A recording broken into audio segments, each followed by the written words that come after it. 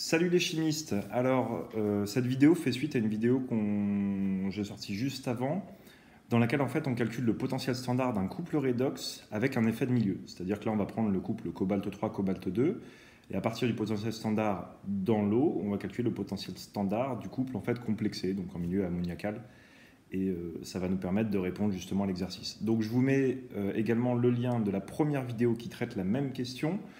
Je vous conseille peut-être de commencer par l'autre vidéo si vous ne l'avez pas vue. Et là, en fait, je présente une deuxième méthode donc pour calculer le potentiel standard à partir des grandeurs standards de réaction et des grandeurs standards de demi-réaction. Allez, je vous montre ça tout de suite. Donc, je précise que je ne vais pas retraiter toute la question avec les histoires de diagrammes de prédominance. Donc, encore une fois, commencez par l'autre vidéo où la réponse est un peu plus complète. Et ici, on va vraiment se focaliser sur le calcul du potentiel standard. Donc, ce qu'on cherche à faire, voilà, c'est calculer le potentiel standard du couple complexé à partir de ce qui est donné là-dessus. Donc, la méthode, vous allez voir, ça va être simple en fait. Pour ce couple-là, on va écrire l'équation de réaction.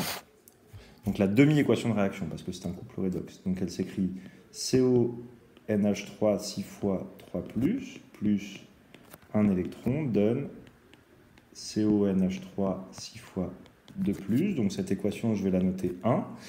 Et donc là, il faut se rappeler ou admettre que l'enthalpie libre standard de réaction pour une demi-équation redox, donc je vais la noter delta R sur 2 G standard, c'est moins le nombre d'électrons échangés, donc ici 1, fois F, la constante de Faraday, fois le potentiel standard, donc ici du couple complexé.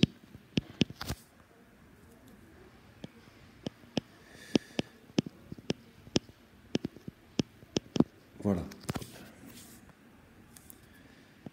Bon, une fois qu'on a ça, en fait, la stratégie va être la suivante. On va chercher à reconstruire cette équation de réaction par combinaison linéaire d'autres équations de réaction qui sont liées à la constante bêta, aux deux constantes bêta, pardon, et au couple redox. Et en fait, les enthalpies standards de réaction suivent la même combinaison linéaire que les équations de réaction elles-mêmes. Je vais vous montrer ça, ça va être plus clair. Donc d'abord, écrivons les autres équations de réaction, donc celle entre le cobalt 3 et le cobalt 2, donc je vais annoter équation 2. Voilà, donc qui s'écrit comme ceci. Donc ici, le delta R sur 2G standard va s'écrire moins 1 fois F fois le potentiel standard du couple considéré. Ensuite, on va faire exactement la même chose pour les réactions de complexation. Donc l'équation que je vais noter 3, ça va être la complexation du cobalt 2 par 6 molécules d'ammoniac qui va me donner le complexe CONH3 6 fois 2+. Donc là, on va noter delta R G standard de l'équation 3. Donc je vais étiqueter les autres aussi. Donc pour une transformation chimique, c'est moins RT ln de la constante d'équilibre. Donc ici, la constante d'équilibre, c'est le bêta que je vais noter bêta 1, mais qui correspond bien à celui qui est donné ici. D'accord ? Donc si je calcule bêta 1, ça serait 10 puissance 5. Ensuite, je fais exactement la même chose pour l'équation 4. Donc là, c'est avec du cobalt 3. Hop. Voilà, et donc delta RG standard 4, de la même manière, c'est moins RT ln de bêta 2. Bon, ce qu'il faut bien comprendre, c'est que pour une transformation chimique, delta RG standard, c'est toujours moins RT ln de K standard. Et pour une transformation électrochimique, on va dire, dans le sens où il y a un électron, donc en tout cas pour une demi-équation redox, delta RG standard, il s'écrit moins N fois F fois E standard. N étant le nombre d'électrons échangés. Donc s'il y en a un. Donc ici, on remarque que l'équation 1, on peut l'écrire comme étant l'équation 2 plus l'équation 3 moins l'équation 4. Ça veut dire que l'équation 4, je la retourne et je vais comme ça avoir le cobalt 3 qui est au niveau des produits, le complexe qui est au niveau des réactifs, et si ensuite je somme tout, je retrouve bien cette équation. Donc ça, je vous laisse le faire tranquillement pour vous en convaincre. Et donc il se trouve qu'on a... en fait, ce qu'on fait, c'est un cycle thermodynamique, et donc en utilisant une loi de type S, on va avoir la même relation entre les grandeurs standards de réaction. C'est-à-dire que delta R sur 2G standard 1, ça va être égal à delta R sur 2 G standard 2 plus delta R G standard 3 moins delta R G standard 4. Et ensuite, on n'a plus qu'à remplacer. toutes les enthalpies standards de réaction par leurs expressions, et je vous donne directement l'expression littérale qu'on va obtenir pour le potentiel standard du couple complexé.